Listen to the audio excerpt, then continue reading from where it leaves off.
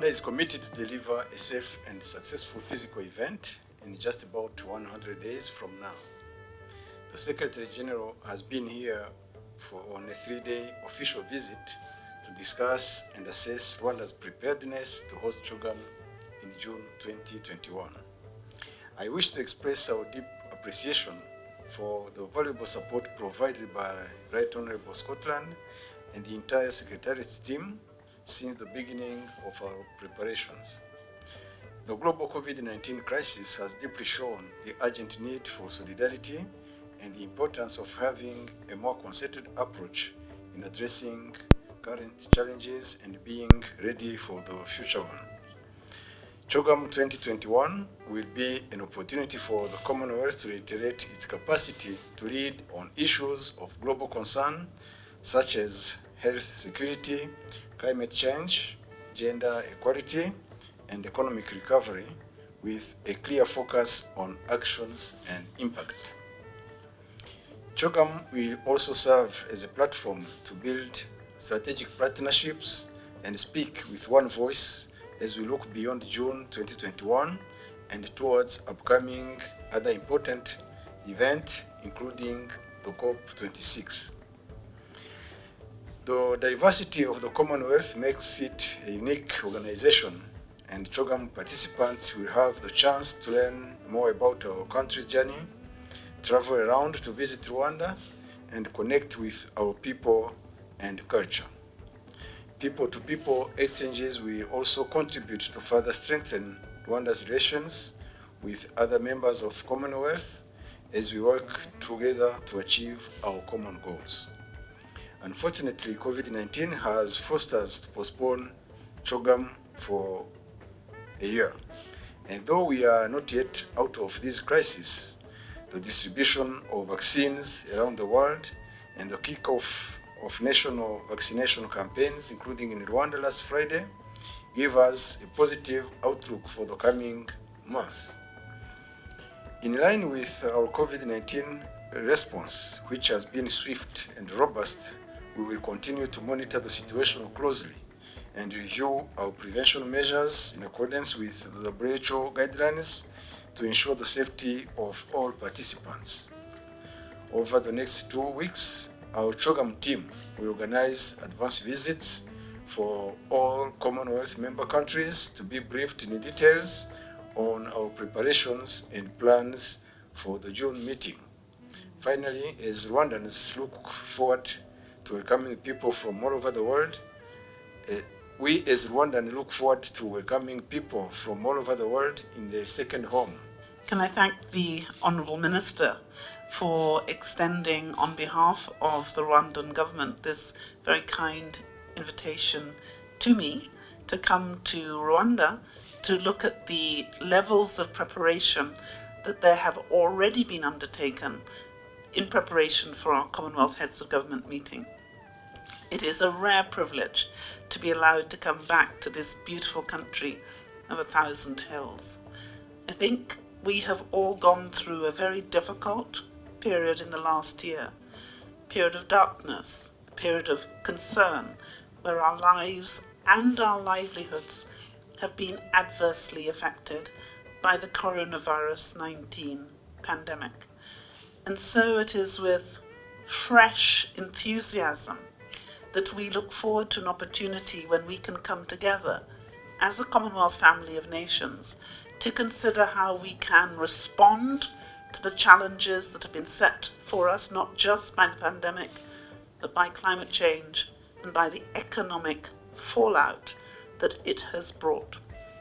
So I am extremely pleased and proud to be able to look at the preparations that Rwanda has so wonderfully made to welcome the 54 leaders here in the home that has been prepared for them. Rwanda is the youngest member of our Commonwealth, and as she takes up the mantle of chair in office, there has never been a more important moment in the history of Africa, and never been a more important moment in the history of our Commonwealth. The Commonwealth is 2.4 billion people.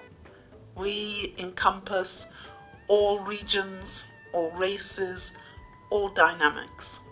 And this feeling of brotherhood and sisterhood has never been more needed at a time when the world is in difficulty.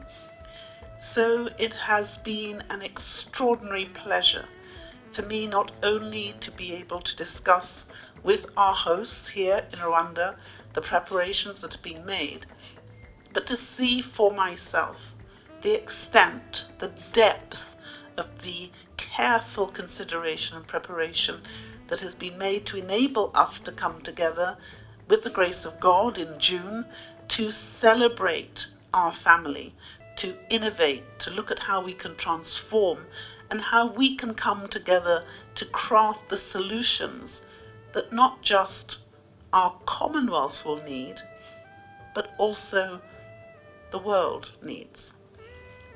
Last time we came together in 2018 in London, our leaders committed themselves to deliver not only the Commonwealth Charter and its values, but the Sustainable Development Goals.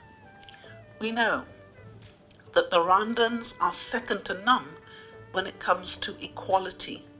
Over 61% of the Rwandan parliament is female. More than 50% of Rwanda's government is female. And I'm very proud today that we have 50-50. The minister, of course, a wonderful man and a great feminist, but also the secretariat led by a woman, so 50-50. The commitment to gender parity has been delivered in Rwanda, and I look forward to this CHOGM delivering on that perspective too. I want to congratulate Rwanda for the preparations that they have made. I am deeply impressed by the way in which this issue of the pandemic and the need for safety and security has been addressed with such vigour, such care, such attention. And may I congratulate Rwanda and the preparation, the task force, for having within it not only wonderful men, but some quite extraordinary women. I thank also my own team led by Professor Louis Franceschi, but also you will notice that there are a lot of great women with him. And so I look forward with great anticipation to June, confident that Rwanda is ready not only to deliver a brilliant, brilliant CHOGM, but Rwanda is ready to lead and to help us innovate, transform, so that we really will have a more equal future for us all to enjoy. So I want to thank you, Minister. I want to thank Rwanda. I want to thank particularly the President for his stalwart support of our Commonwealth family and the determination to make sure that in June we have the best Commonwealth heads of government we have ever had, and Africa will shine.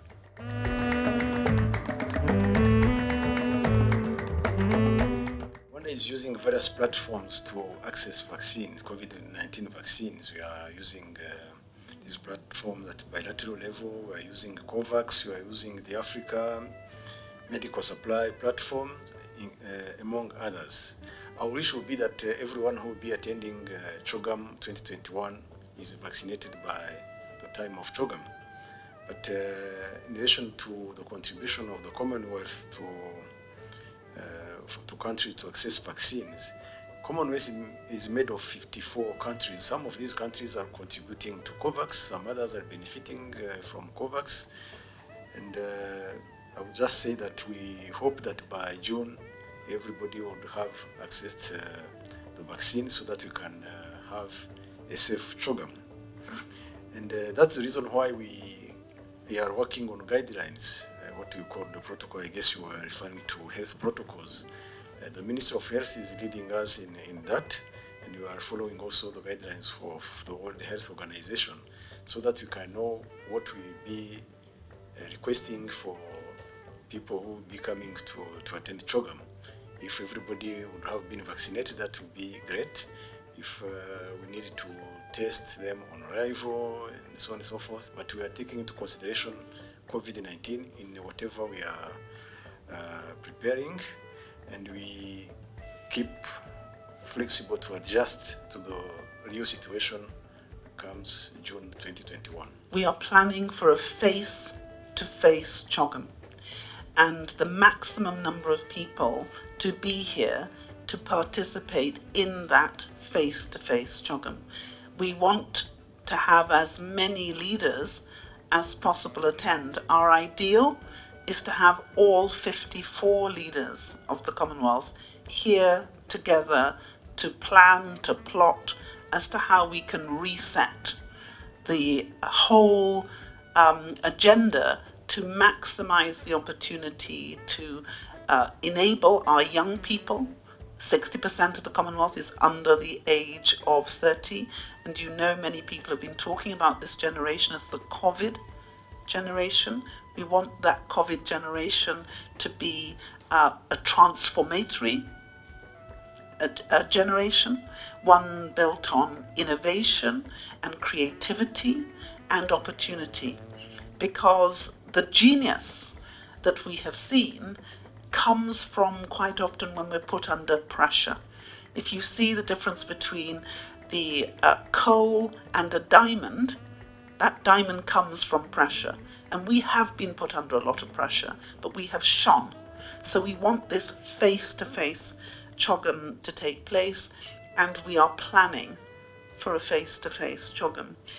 Just to say a little about what the Commonwealth has been doing in relation to vaccines, we've been working very hard with the WHO and looking at how the COVAX rollout can go. We've been particularly putting our attention on the small, the developing, and the most vulnerable, because what we know is that many of those countries would be otherwise left behind.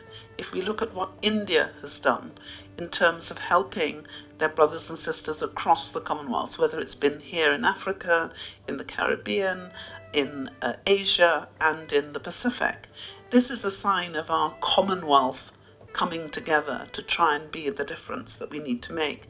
So this is a problem for all of us. And the thing that I've been very proud of is that over the last year, the Commonwealth has behaved as a family. If you look at what we've created on our website with the Coronavirus Resource Centre, the trackers that we've put in place, the way in which the Commonwealth nurses, Commonwealth doctors, Commonwealth pharmacists have all come together to try and fight this COVID-19 pandemic. And so as a family, we have acted as one. And I think one of the things that has given me great courage and actually some considerable pride is to see that so many other countries and other families have thought about their national individual interests perhaps only. What I have seen is the Commonwealth has responded as a family and has been very much looking to see how we can support each other. And when we come together in Kigali for this Commonwealth Heads of Government meeting, we will be looking at how we can continue to do that, how we reset, how we respond to COVID-19, but also how we create a launch pad for COP26. Because although our concentration has been on the pandemic, quite rightly, the existential threat that is posed by climate crisis has not gone away. And neither has the economic consequences of the fact that our Commonwealth heads of government have chosen to put lives before livelihoods. Now we've got to rebuild livelihoods. And so this is a really important opportunity, and we believe that the sort of conversations that have to take place are the conversations which must take place face to face. We have to find a way out of this nightmare, and we are finding the way out of the nightmare, but we're doing it together and enabling our leaders in civil society, our leaders amongst women, our leaders amongst business, our leaders amongst the youth and our leaders of government to come together to discuss face to face what we must now do to rectify this situation has never been more important.